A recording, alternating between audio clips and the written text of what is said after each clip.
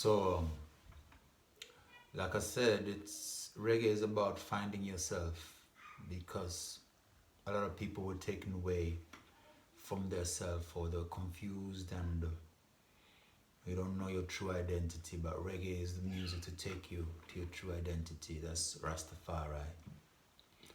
So you see, um, what has led to me telling my black reggae Danish story is some discussions that we've had in the reggae forum recently, and a lot of the people who we discuss with, they seem to like reggae music or they seem to know about Rastafari, and we've tolerated a lot of their attitude for many years, maybe even 30 years, and it's now time to start speak in a way that they really cannot be coming with any answers or any smart whatever, because when you deal with your true self, there are no discussions about that. So I did say to one in answer that the music of certain bands who've been playing reggae in Denmark is not real reggae and will never be real reggae, because they will never come up and tell their true story about themselves and what they're going through and what the music is doing for them in the way that I am doing now. I don't know what things they adopt to cover up whatever issues there may be, but they are covering up those issues because they speak like people with issues, they react like people with issues, they argue like people with issues, or they don't comment, they stay silent like people with issues. So if it smells like issues, walks like issues, and talks like issues, it must be issues. And we all have issues, but not everybody's gonna be as honest and as truthful about those issues as I am being now. That's why I know that they don't have the strength to look at themselves and say, this is my issue and this is my problem. And this is the music that I play to deal with it, or to, you know, heal myself, or to, just deal with it. And that's what reggae is. Same thing when we talk about the blues, or you're going to talk about soul music or jazz. It has to do with your story and your truthfulness. And there is a lot of appropriation going on. A lot of people jumping the bandwagon, but it's cool, it's not a problem, but you must always be honest with yourself. And when you play music, make sure the music is about being honest with yourself. So this is very important because, in a country like Denmark, the country that they say is one of the happiest countries in the world, so they say. It is strange to me that in a country that's supposed to be the happiest, you have a high percentage of suicide amongst young people. So I don't know about happy people who commit suicide. That doesn't make sense. You understand? Also a high level of alcoholism amongst youth. You're trying to tell me the youth are not happy until they drink. That is a problem. And as far as I have grown up with Danish people, I know that certain things they're not able to talk about until they're drunk. So that is an issue. You understand?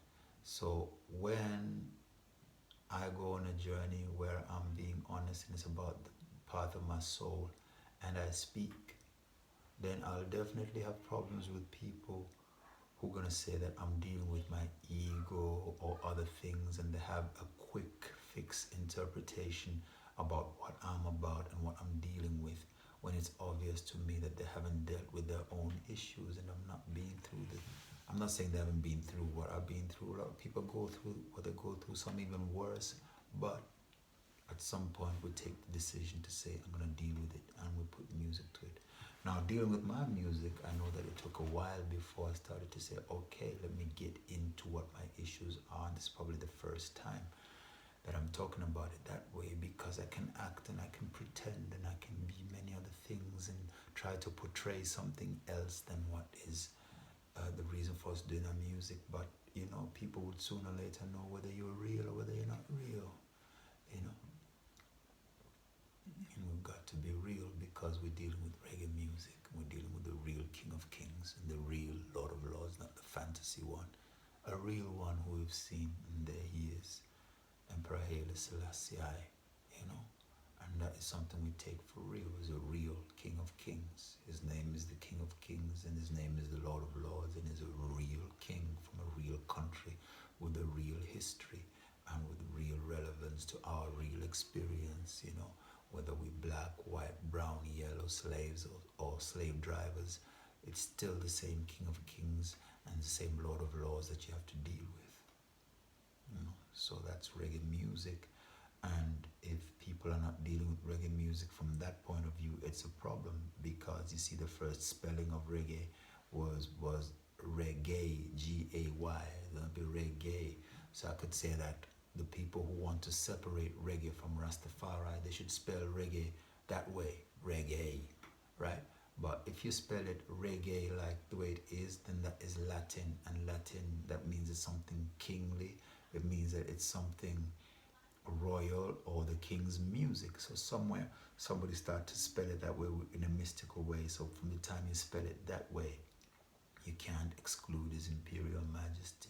You can't say that reggae is just a music and Rasta is different and Rasta and reggae is different, because that's what some of these intellectuals, these minds, these appropriators who come into these forums, they like to talk stuff like that, and you're thinking you're crazy.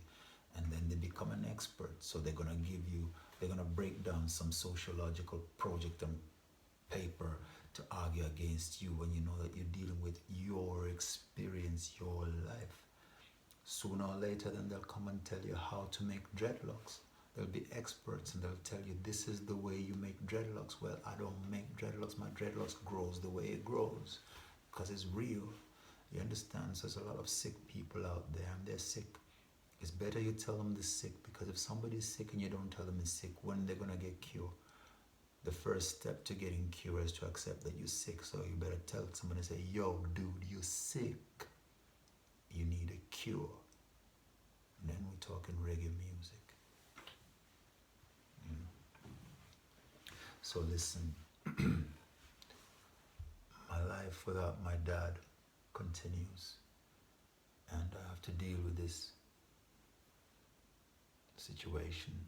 So my world now becomes a world that is mixed with white people and black people, and start to develop a complex, a kind of inferiority complex. Somehow, some way, mystically, somewhere, there's just this vibe that just tells you that the white people are better. White things are better. Even though you know that you have a certain experience that you have with black people, which you would never have with white people. For example, the experience and natural experience I had riding on the back of my auntie, that is something which stays with me much longer than the experience of going into those English neighbors' house and finding those toys and thinking, wow, this is a beautiful toy, you want to play with that toy, and like they have that life and they talk different, and all of that. So as you're a kid, at first it's just two different experiences, but at some point you begin to feel that you're inferior, so you start to have some kind of shame about being black. So the first time that that happened, it wasn't really me. I wasn't really aware of it, but I learned it from somebody. I learned it from my sister, my older sister. This time we have moved to Tanzania with our Danish dad, and they've got a project that Julius Nyerere, as progressive as he was, he had created this whole, Julius Nyerere was a radical, and he did many things. For example, They don't want English to be the national language, so everything was taught in Swahili. You understand? So that was one of the things. And then he had also wanted to kind of like um, harmonize the entire country. So a lot of the villages that were lying around in the countryside, they were uprooted and everything was put along the the roadside so that there was easy access to the people from the traffic, whether it's goods that are being transported or whether it's people need to be transported. So all these villages, they were called Ujamaa villages. Ujamaa means brotherhood. So it was a concept of uprooting people from out there in the bush and bring them close to the line of the infrastructure of the country. That was those type of drastic things he would do. And oh, I'm tempted to talk about that, the pros and cons of that, but we can save that for the programs that we have within our reggae and within this reggae remedy and within the walk from Cape to Cairo and all those things, because of the things we connect to our reggae music, because our reggae music is not just go sing and entertain some people and some cultural appropriation and whatever, instant gratification and Africa is hungry and whatever, and then go right back into the same old and don't even make no change about it. That's the reason why nobody don't know me well in Denmark, because I wouldn't take part in that more than I'd rather take part in making sure we correct the problems in Africa. And I went to Africa and I gave up everything. I went to Africa to do that, to make that the priority. So I'm a lion when it comes to that. So I'm not ready to talk and take no chat back from nobody about what reggae music is about, when I'm a lion out there at the front line trying to make sure that everything that Bob Marley said, Burning Spear and Peter Tosh, is something that we're going to deliver and give to the people, whether they be the rich or whether they be the poor, whether they be the president or the kings or whoever they are. This reggae music and the message is something that we really say we're gonna do it no matter what we have to give up. You understand? So not ready to take back no chat from nobody who's no coward and is not ready to do the work.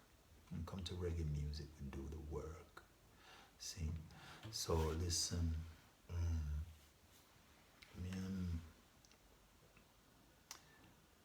so Tanzania is a situation now where they got this agricultural program in Uyole near Mbeya. And just like he did the Ujamaa villages for the Africans, they created some kind of Ujamaa village for Europeans who were supposed to come and help out Tanzanians. So they built this whole thing, this project, a whole new town, streets. I think there was about 1, 2, 3, 4, 1, 2, 2 streets, about 3 houses long, each of them. And then another street that was in a circle, about 7 houses, maybe 8 houses. So different experts that complement each other for a dairy project in Uyole. It was the Agricultural Research Institute. So there's families from Norway, Sweden, Denmark, Finland, and England. And those were my playmates in Tanzania. So I learned to speak those languages in Tanzania. Danish I learned, a little bit of Finnish, I could count in Finnish. Norwegian and Swedish we learned. Me and my sister, we learned that, and those were our playmates. And next to those houses, those the houses with the counterparts, the understudies of these Europeans. And so they used to speak Swahili, and we learned to speak Swahili. And I believe the people of that area were Hehe, but we never learned to speak that language. But my first experience of inferiority was when my sister was looking in the mirror and she was scrubbing her hair real hard, and she was saying, if she keeps scrubbing her hair, it's going to become fine and long like the Danish kids or the white kids' hair. That was the beginning of my experience with inferiority to white people.